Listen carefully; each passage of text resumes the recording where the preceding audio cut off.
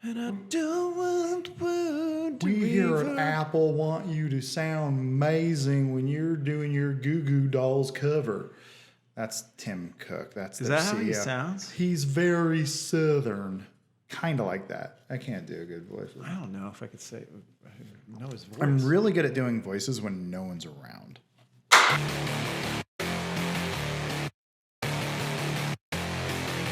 It's one of those impressions that everyone does that you just end up blending everyone else's impressions. It's like Arnold. Arnold impersonations sound like an impersonation of an impersonation. Yeah. But who are you impersonating? Actually, in real life. Welcome to the Therapy Podcast, where it's cheaper than going on a Zoom call and talking. But the thing is, this is not. It would be less expensive to actually go and do therapy than to buy 2 cameras. Depends on the therapist. I only see my friends doing therapy, and it seems like they're just paying friends. Those are bad therapists. Are they? That's not for me to say. I don't know. Everyone's therapy's different. I wasn't looking at anything. Okay, I thought a light was about to fall. The office is coming along. The studio. Yeah, you want to? Let me show the people. Yeah. I'll pick up that trash later. It's fine. The floors are done. The kitchen's coming along. The toilet doesn't work, but It's looking pretty good. It's okay. I got the camera up. This is what the normal view is, and then it's like really look at the hole is fixed, and most of the things are fine. yeah, And we still pee outside. let me show the people. The security's That's the bath. doing well. Yeah, that looks good. Look at what your hard-earned dollars are giving us.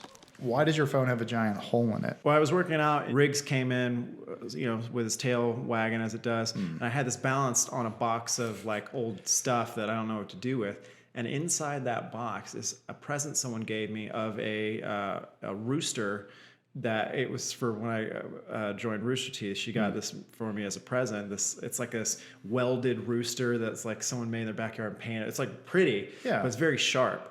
And this thing, when Riggs's tail hit it, it fell into the box and landed right on one of the tail feathers, or the metal tail feathers of the rooster. So I think it's some sort of karma. I don't know, but it looks like it was shot. It looks like it, in a movie where you had it in your pocket. It's the phone your father gave you. Or I'm giving a speech for my bull moose party. Right. The thing is if someone did shoot me and the bullet hit this thing, not only would the bullet go through it and kill me, it would make this explode and set me on fire. Yeah, the lithium battery actually lodge into your heart, then explode. Yeah. I guess order of business. We have nothing on the docket. We don't even know really what we're talking about. We were talking on the way here, though, of like making some changes of this is going well, but I think we're doing these podcasts as like seasons. It's like a season is like 6 episodes, maybe. I don't know, however many we try to edit with our normal day-to-day jobs and doing the audiobook, and you're finishing your book. I don't know, how is your book coming? You always say you're working on it, but what does that mean? Writing it. Basically, the outline is done, and so I started working on the first 2 or 3 chapters of it. Yeah. But I think I'm gonna have to pause it again for like a month to work on a pilot script that I had been working on before. That now I think could actually go, be I want to say that thrown around. That was pre-Rook. It was pre-Rook. Yeah, Rook ruined everything I was working on. it's the ultimate detour, and you're still on it. Which is, it's nice. But Yeah. But I think that I'm going to pause working on the Untitled Penis Adventure book. And I already had outlined this, the series, but also the pilot. And I had written the first third of the pilot or so. And so now I should just finish the pilot and actually give it to someone to maybe do something with. You make show. Yeah. Yeah, you make it. You go do it. I live Austin. You live here. I work out with Dog. Yeah. I break phone. We're pretty good at the production aspect of things. Usually, we have a decent handle on how to produce things. Not so great on the delivery method, because I know we're doing the Patreon thing. I'm like, I'll just make a Patreon post, and then I have to remember to put my mind into someone who's on Patreon, and it's like, you could only look at an unlisted YouTube link for our podcast. Like, that's not for anybody. That's almost just like us just showing our homework to be like, there, we did the thing we said we're going to do. We're not making it convenient for anybody. That's a good metaphor. If you're going to listen to a podcast, I assume you want it on Spotify. You want to use it in your interface that you normally use. We're paying for a service that you upload it once and it just goes everywhere. So I'm like, well, why don't we just do that with the Null+Void podcast? And then we'll just add a bit on those audio podcasts that say like, this is brought to you by Patreon. We don't have sponsors. They are messaging us though. I don't know if you get those emails. Who is messaging? It's someone's job to go out there. Their job is just to go out there and comb through anyone that has over a certain number. So they see a YouTube channel has over 100,000 subscribers and they just go, hey, we're selling knives or blankets. Oh, yeah. Okay. I had to follow you with the sponsor thing. I was like, what are you talking about? No, since we've started uploading, people have been coming in and they're like, final notice. This is the last time we're going to. Final notice. Yeah.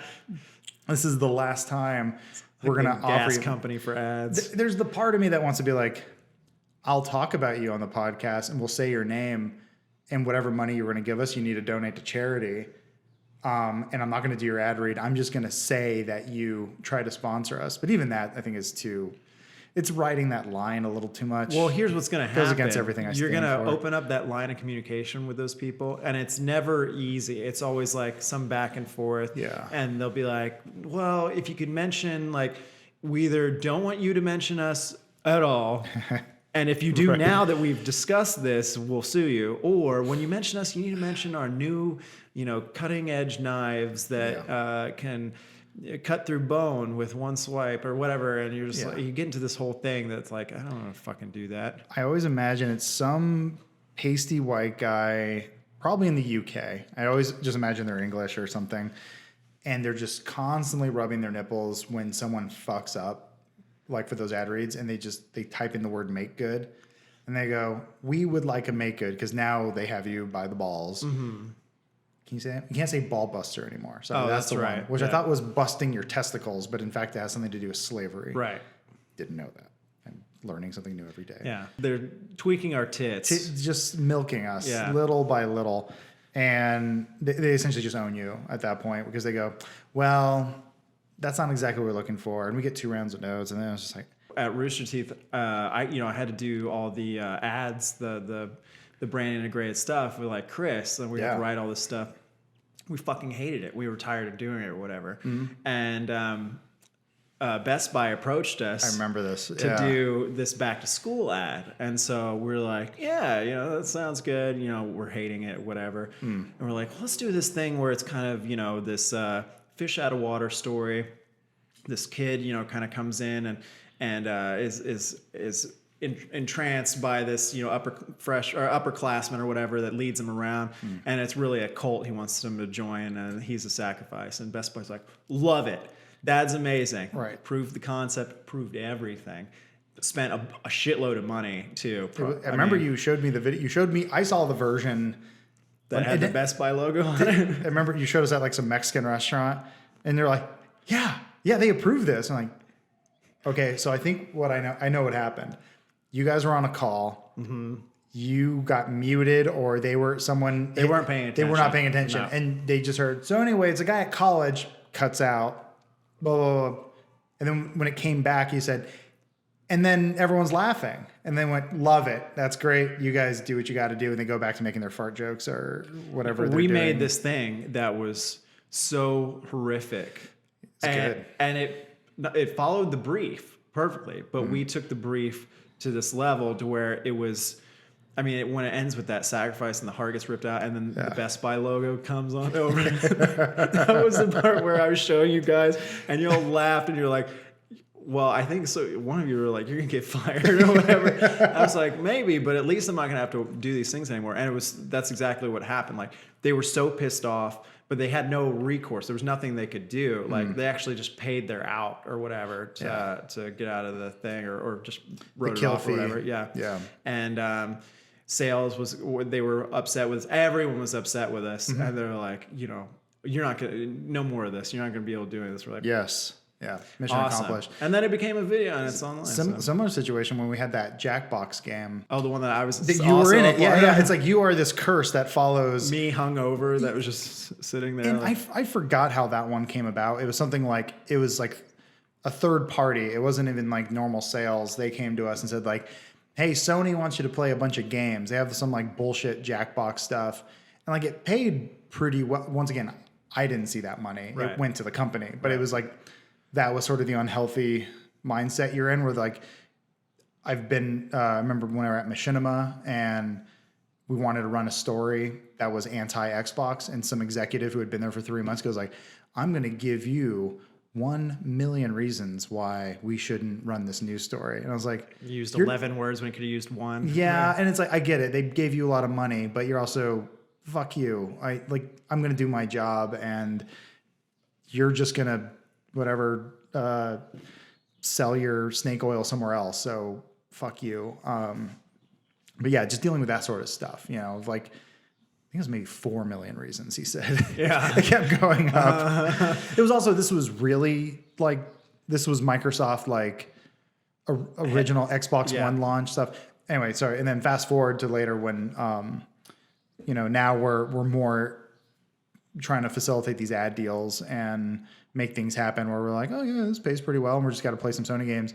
And we called you like Gay Magic Pedo and stuff. And we drew you in a wheelchair and like. Well, I did the wheelchair first. Yeah. Not that anything's wrong with a wheelchair. It was just like. I mean, the people are the problem, not the wheelchairs. It's just, it's all poor taste. Yeah. Yeah. But it was like us being us. And then I think you just enable something in everyone. You have that anarchist sort of like yeah, there's an anarchy, there's a iconoclast kind of way. I'm not trying to blow steam or blow smoke on my own ass or whatever. You are like an anti-authority kind of. I hate that shit. I hate all you know. Yeah. But it's like, but you also work within the system. Like you're also part of the problem. Oh, absolutely. Right. You're a drone, but you're Edward Norton. If you didn't quit your job, you'll never beat yourself up in the office. You'll daydream of that, but then I'm the same way where I'm like, I hate all that stuff and I hate being part of a system, but then I'm also like, it's not so bad. I wouldn't play paintball. If you can make it work for you, I guess that works. But. Yeah, but that same it was like, hey, we hit all the bullet points. Like, take out Gay Magic Pedo, take out this and this, and it like there's that embarrassing part where I'm like, yeah, it is me just trying to be too edgy, you know, too edgy for you, and it really isn't that funny, but it made me laugh in the moment, and I guess that's what's important. Only one of the videos went up, and like the rest of them were all just, they're like, kill fee. We'll just, a kill fee is when they'll pay a fraction, whatever, for you not to air the thing you made. I mean, sometimes not even a fraction, sometimes like 30% or something, or whatever it is, like whatever the contract is. We had a few where it was like 100%. Yeah. They were like, we'll pay you in full to not air this video. And we're like, that's cool. That's a better business model in my mind. Like that's what I want to do. Yeah. Just keep, like you're talking about doing your script. Like I want to work on something that will never see the light of day. Like I want to be the guy who's trying to develop, Dune came out, but like whatever the next, like I'm going to work on the Discworld series from Terry Pratchett. It's 4,200 books that he wrote. And my job is and Amazon's going to pay me for the next 200 years to try to make this a reality. And it'll never happen. I think they probably are. They're probably adapting it. I don't know. All the unadaptable stuff is being adapted now. They're like Sandman coming this year because Netflix has unlimited money. I'm like, oh, that's all it took. It just took money. Stupid. What you were getting at about the not giving a shit about whether something gets made. We were just talking about this where we were in kind of a meeting, and I basically, I mean, you were saying it too, but I was. Per usual, a little more rough around the edges and blunt with how I expressed it. Which I appreciate. Yeah, where I told the person to their face, I don't give a fuck if this doesn't get made because I'm going to make it anyway. And I don't need someone to like it because I know it's good and I'm going to make it. And that's why I make it like this. And I felt bad in part of that exchange because I told you, hey, we're meeting a friend. It's not a typical Hollywood thing. We're meeting in Hollywood. It's at a restaurant where Hollywood people meet. Yeah. And there were things that were outside of everyone's control where like the random guy stops by like, what up? Hey, are you doing that thing? Not if Tom Cruise can make it. Anyway, see you later. And I looked at you and I'm like, I'm so sorry. The best part of that, sorry. and I had forgotten all about this because I hadn't been a part of those kind of things in like 3 or 4 years, is when someone who stops by, they drop the name of, or names of the people they're working with, and there's the pause. They wait for everyone to go, and I had just gotten done telling this person that I don't give a fuck about any of this, like literally told her I don't give a fuck about this, blah, blah, blah. And then that guy was talking, and I just turned away from him and started eating the cheese garlic knots because I didn't give a fuck about what he was saying either. And I go, I won't go into what I. We can cut around it. It's fine. No. I said something kind of mean about him because I said something like, because I guess the guy has a twin or something like that. Or I don't know what it was. And I was like, I've already forgotten. And I said something like, "There's 2 of that guy," and I just kept eating. And I've been over trying to make impressions and just be me. And I'm not going to be mean to someone, but it can sound mean. I've been told when I talk about not giving a shit about what they think, I'm just going to do what I want to do and all this stuff. But apparently it made a good impression. I don't know.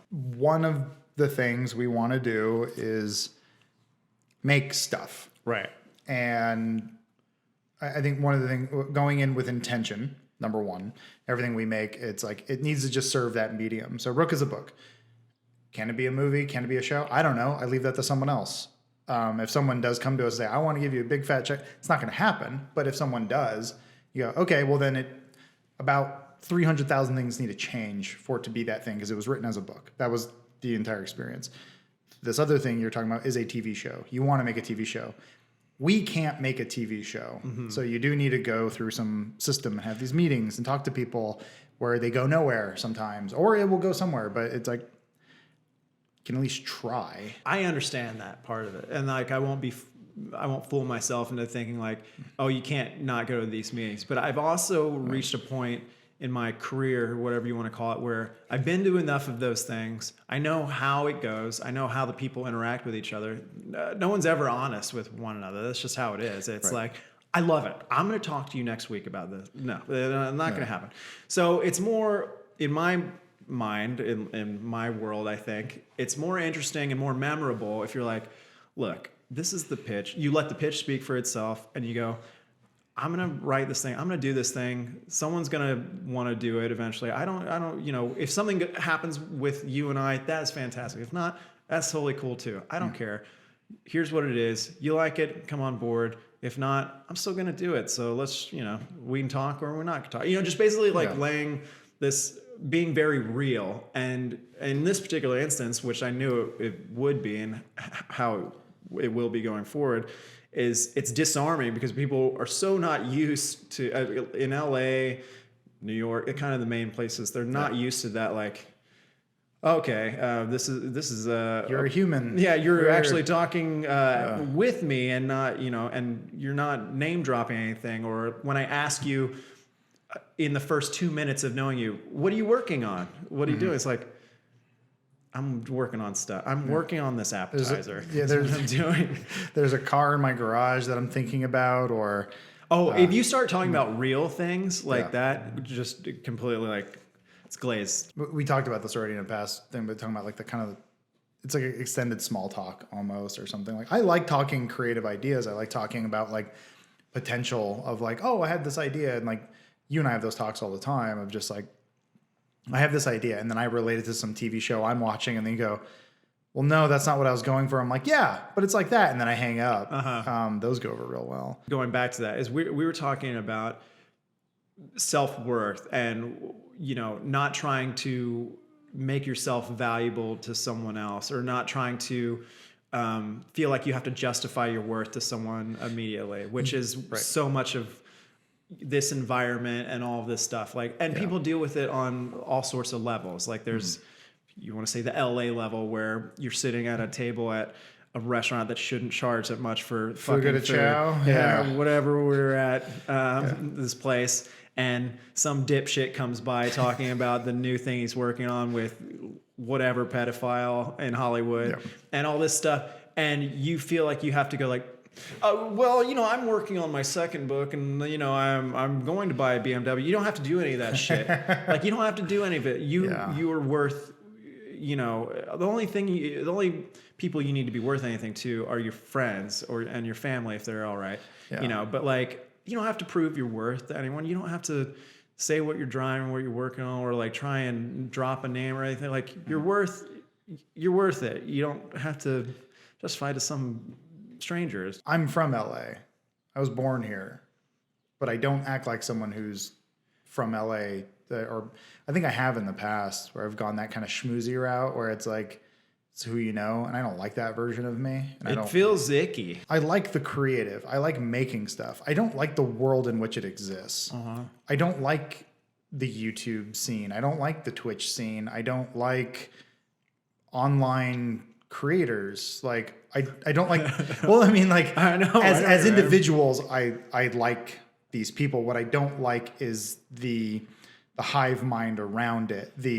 This is what we're doing. Like, I don't like social media. I don't like when things balloon into one thought process of putting things into this is good or this is bad, or we shun this person or whatever. They don't look at stuff as, you don't look at people as individuals anymore, and it becomes a scene. I don't like scenes. Yeah. I don't want to belong to a group.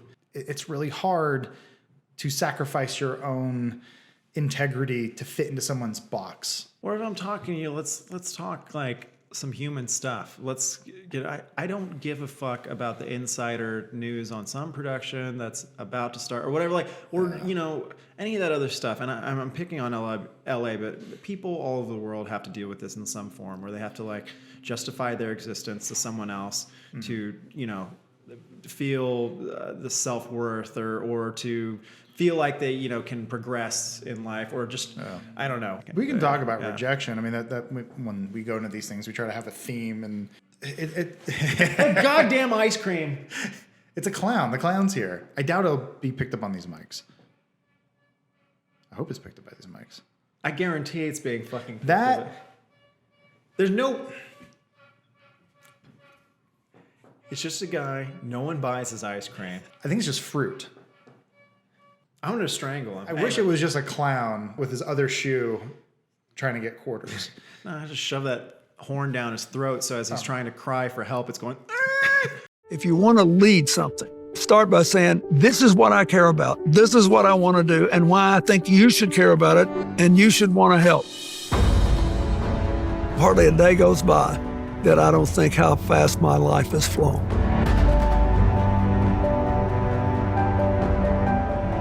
Hardly anything worth doing can be done alone. This is a particularly disorienting time for billions of people in the world. You've got major uncertainties about what's going to happen in the years ahead. And you need people whose goal it is to pull people together, not drive them apart. This class is unlike anything I've ever done. I'll be teaching skills I developed and used in very challenging leadership positions. And I hope that those skills will help you in your personal and professional lives. You'll learn how to work with people you don't agree with, may not even like, and how to mediate conflicts.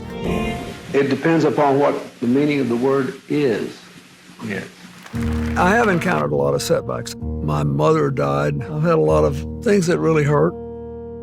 But in the end, the great adventure of life is what you decide to do with it. We're all struggling mortals with fleeting lives who are trying to be right as often as we can and trying to live a life that amounts to something. A good leader will share the credit when something good happens and assume responsibility for the mistakes and not look for a scapegoat. I believe leaders are not just born, they are also made. And I hope everybody who watches this will say, what am I going to do to be a better leader? I'm President Bill Clinton, and this is Master S. Don't you hate blah? And you're like, well, I don't want to speak out. I don't want to feel Let's all shunned. send a thank you letter to so-and-so because they're getting married. It's like, no, fuck them. This thing is happening. You need to have an opinion on it. Like no one asked. No one cares. This giant world event's happening. What does so-and-so think on Twitter? It's like, let's just bomb Twitter and get rid of it, please. Yeah, you want to know what Ja Rule thinks? Twitter and all these social media things are like, what's going to haunt you 30 years from now? Like a platform in which you can unleash your thoughts and have a record of it. That's why I've been going through mine and deleting all the bad things. That'll happen. That's fine. No, I don't know if we'll cut this or not or whatever. I'm cutting most of what I just ranted about because it's getting us somewhere. Well, I was thinking about a tweet I made during the riots that were happening in June of 2020 because I saw this father and son running into like a Target together or whatever, like, you know, together, like they're, you know, doing family business, you know, stuff. So I made a, you know, some joke like, I love to see like father-son bonding activities or whatever. And everyone got pissed off at me. And it might have been a time and place kind of thing. It's pretty, you know, a lot of things were happening, blah, blah, blah. And I was like, I support rioting, you know, but I don't necessarily support when it affects like people, you know, like mom and pop shops where like that's their business is gone. Like that sucks. Yeah. But it's like, I don't know what you do about that either. But anyway, I made this joke and I was like, I don't know. I thought it was funny at the time and maybe it's funny in hindsight, but at the moment it wasn't. So I just ended up getting rid of it because I was like, nah, all right. But oddly enough, it did spawn a conversation with my dad who, you know, my dad's way out there on all sorts of things, but he was like, you know, I don't think we'd be a good father-son looting team. And I go, what? And he goes, yeah, I think I think me and your brother would be better rioters. And I was like, what does that mean? I kind of felt hurt a little bit and I kept prodding. He's like, well, you know, your brother and I'd be on the same page about who needs to take what from the store. And you and I wouldn't get the same, you know, we wouldn't get complimentary stuff. Like you'd get some stuff that I didn't care about. I get some stuff that you wouldn't care about. Like, you know, Lynn and I would go in and actually get like a bounty. And I was like, why would you think that? And he just like kept going at this very real, like, we wouldn't be good looting. There's a deeper message there. Well, obviously. He sees you as weak or not in sync with your needs or desires. My dad's thing would be like, yeah, you just break into Target and go steal a bunch of books. Right. You know? Yeah. And then you would read them. Yeah. And you'd wait for the cops to show up because you love licking boots. And what is this he coming would go from? and try and steal an 85-inch TV that he couldn't carry. And he'd be dragging it out, breaking it as some cop came in and started tasering his kidneys. I was that person for a while of like, hey, I need to have a joke or an opinion on something that's happening in the world. That's where I'm coming from. Yeah. Yeah. And around 2015, 16, moving forward, it was like, it's impossible. And it was just like, I think back to that Simpsons episode where Homer goes up and does stand up. And right before he goes up, Smithers tells everyone that a dog was just killed in the parking lot. I have some sad news to report. A small puppy, not unlike Lassie, was just run over in the parking lot. And now it's time for the comedy stylings of Homer Simpson. And no matter what you say, it's like, you awful man. Yeah, I made some joke. There was a, you know, like a neo-Nazi rally. And it was around the time a Wolfenstein game was coming out. And I made some joke about like, the marketing's getting a little out of hand. And people were like, someone died. And I was like, did they? And I read the news like, oh, fuck, someone did die. I got hit by a car. Like, Jesus. Like, and then it was just that moment of like, I don't want to do this. And like, also, what am I doing this for? Internet points or edgelord humor? I don't know. Right. It was just like, it made me question a lot about like my motives and that, what is this for?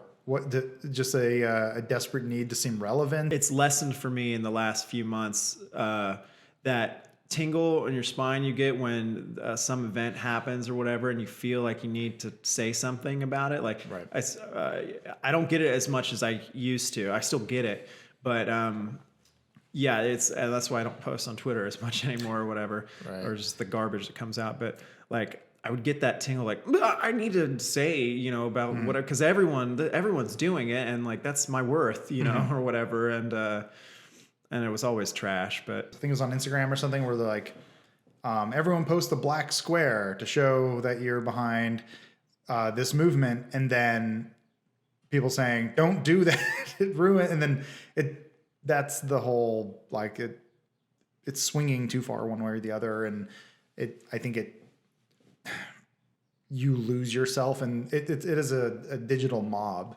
And you know, what was it, the Men in Black quote, it's like, a person is smart, a group of people is stupid. I mean, I was talking to you about my 150 person social media. Is this the place? On top of coming up with new exciting written ideas. We also want to pitch our apps to the 100 people listening to this. There's that phenomenon or whatever, or no, that theory that people can't have more than, like primates or people can't have more than like 150 people in their social circle or whatever. A very daunting number when you think about it. Yeah, but like it adds up quick, I guess. I don't know, because I think you count family in that.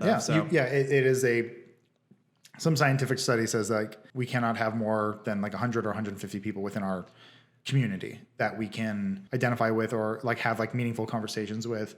After that, it all just becomes very surface. What it is now. Yeah, which I would even make the argument more than 20. Right. But I started saying like, what if there was some law passed or some app made to where the goal wasn't to get as many followers and as big of a reach as you could. It's like you have a set limit of people that you can interact with.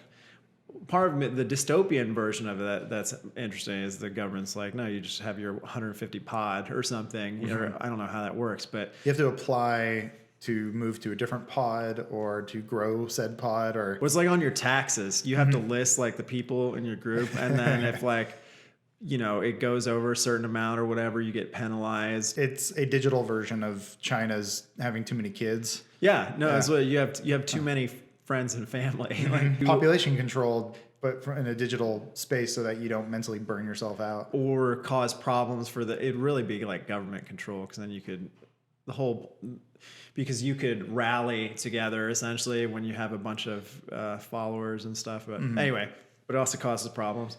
But I was like, this app where you have 150 maximum that you can have in your friend and following kind of group, and what that would look like, because you'd have like the Kim Kardashian who was like, well, the only people in my group are Versace and or whoever. That it's like 150 of the most like billionaires and influential people, Obama's in it or whatever. Right. But then it causes a problem because you have no one to talk to because they're not going to talk. It gets into more of an unhealthy like collection. Yeah, you're trying to collect your Pokemon people. I know I did that on social media where it was like you get that one follower or someone, someone famous or whatever, and you covet it, like, famous person who doesn't talk to me. And you're like, I should weed out some of the lesser people so it looks better. Yeah, and it was like, well, it's because the only reason that happened was because their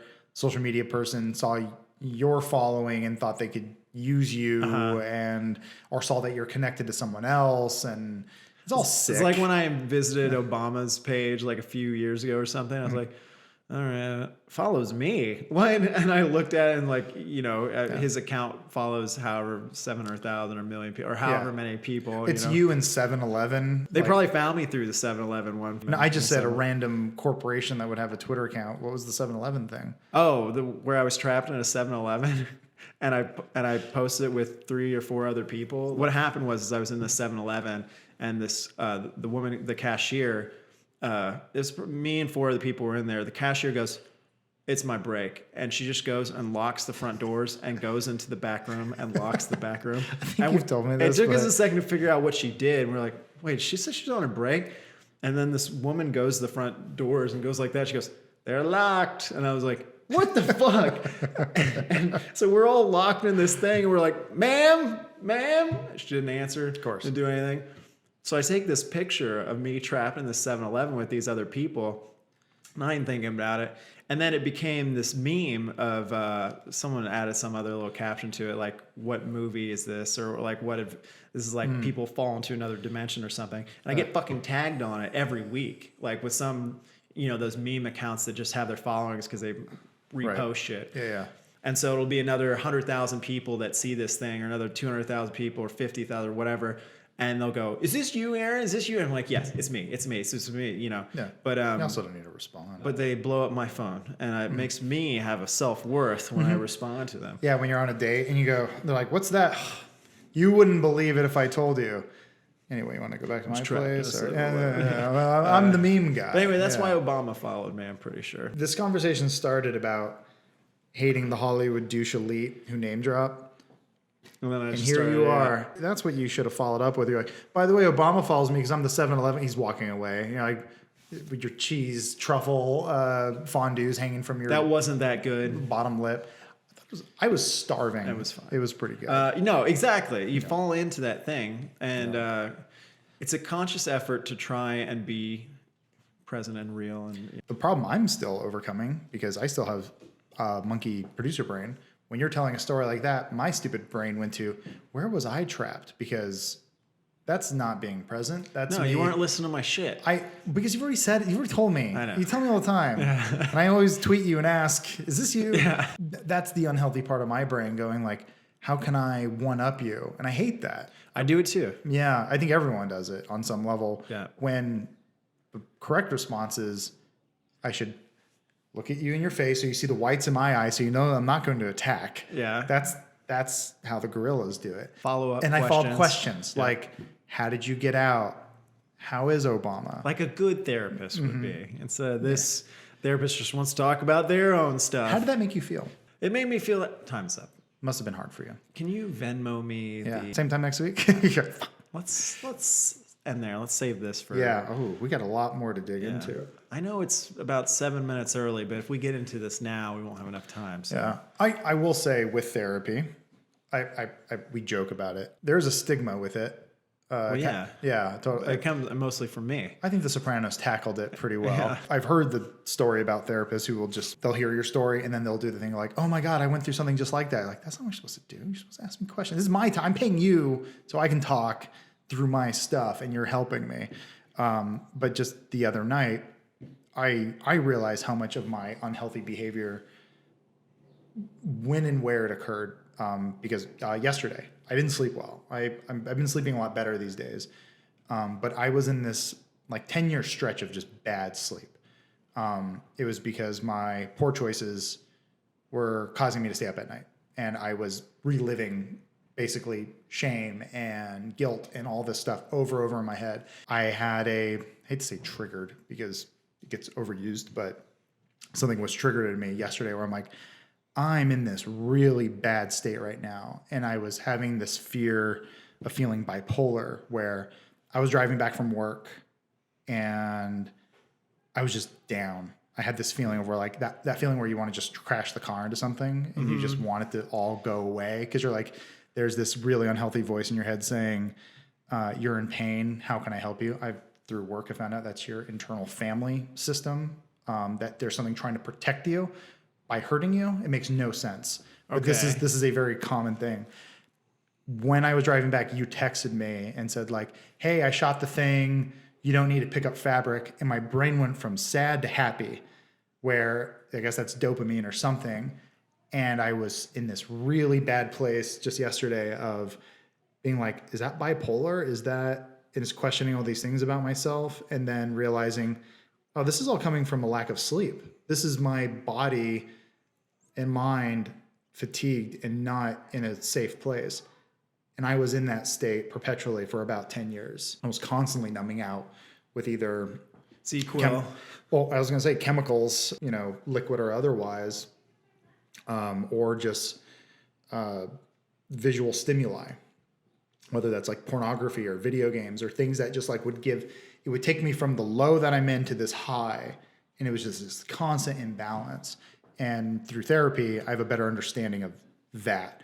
And just like so much of this, like, I just don't want to feel bad anymore, man. And it scared me just yesterday because I felt that creep back up again. And I haven't felt that in a while. Because of the stuff I told you? No. I had Okay. nothing to do with you. Oh, okay. I just had a bad night of sleep. It was like, it happens. Okay. Yeah. It was just, I stayed up too late. I ate something bad or. So the actual just kind of like physicality of it kind of triggered that kind of thing. And I haven't, everyone has that time where like you're in you miss a day of sleep or whatever, or you were up way too late or something happened. You're in, who knows, you ate too much Indian food and just the next day you're a zombie and I always call it like the spiders behind your eyes. Like you're feeling that like itch and you're just like, but you can't sleep because it's daytime and your body doesn't know what to do.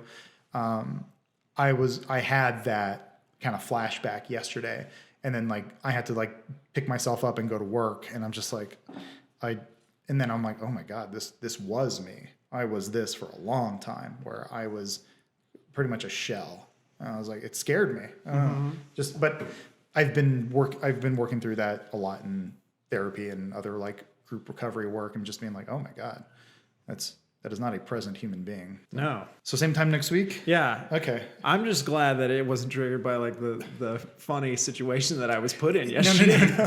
Had absolutely nothing to do with Okay. you. That's another unhealthy thing we do, where if someone's having a bad day, like, what did I do? What did I do to upset you? Yeah, I mean, the context though kind of would make sense if I told you some story that, you know, I don't even know how to go into, where I'm approached to be in an open marriage or something, you know, like, and it's just I think it's funny or slightly interesting at the time, but it's like there's some weird, like, you know, I don't even know, maybe a dirtiness to it, or no, it's not dirt. It's a weirdness that could trigger, I don't know, some thoughts in your brain or something. I know what you're saying. That wasn't it, because you didn't tell me till the next morning when I hadn't had the sleep. Okay, I'm mixing up the days. Yeah. I don't want to judge other people. I don't want. It's not. It's not a judging. It's more of a, what do I do constantly? Where this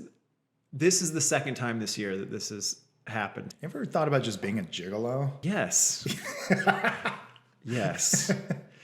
And that's an issue too. I thought Midnight Cowboy did a really good job of that, where Jon Voight is just working so hard. Oh, gee, you say I get money just for sucking cock?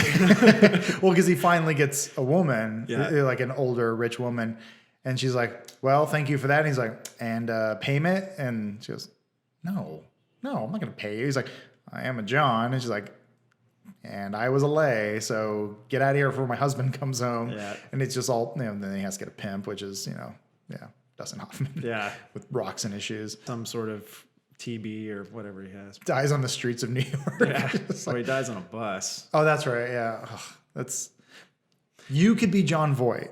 You could have an Angelina Jolie and not find out about her until she shows up in a Tomb Raider movie. It's more of like, okay, for a long time, you know, I was living the wild bachelor kind of, I mean, I still am, but in a just very kind of reckless way. If I'm being honest, just kind of, you know, I just taking advantage of situations and whatever. It's like the improv of human decency. Yeah. Yes and. Yes and. Uh-huh. Yes and. Uh-huh. Yes and. Yes and. Yes and. And I've made a very concerted effort. I think it's the right term.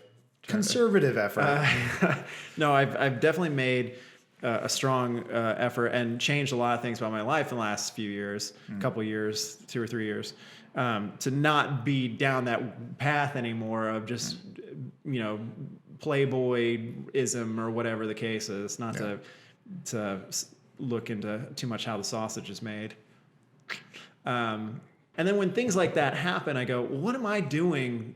You know, did I say something, or did I was I flirty, or what did I do? Blah, blah, blah.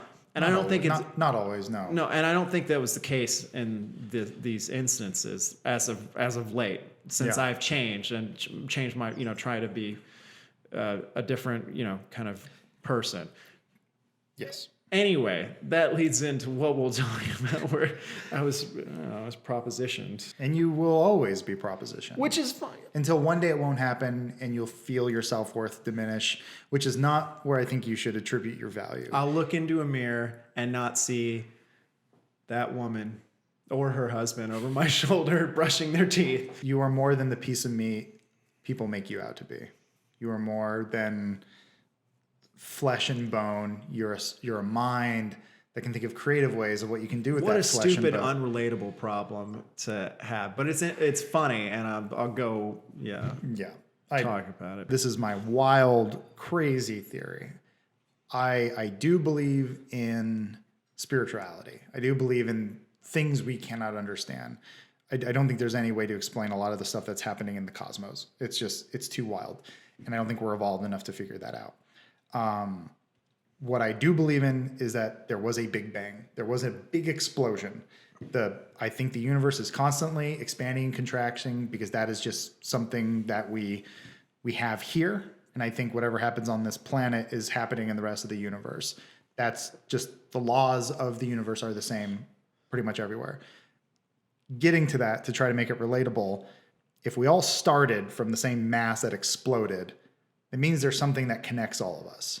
There's a piece of stardust or there's an atom that you and I both share that came from the same place in some way. It's, it's a fraction of a fraction of a fraction of a fraction, but there's some weird deep-seated thing that connects us all. And sometimes in those situations, people get a vibe off each other and they look at you and they go, yeah, he would be good for my swinging. Only because we all came from the Big Bang. We came from the Big Bang, and it led us to a much smaller bang. Bang. Of gangs. Well, to be discussed on the next episode. We should stop. I don't know how much of that end we'll use, but No, almost none of it.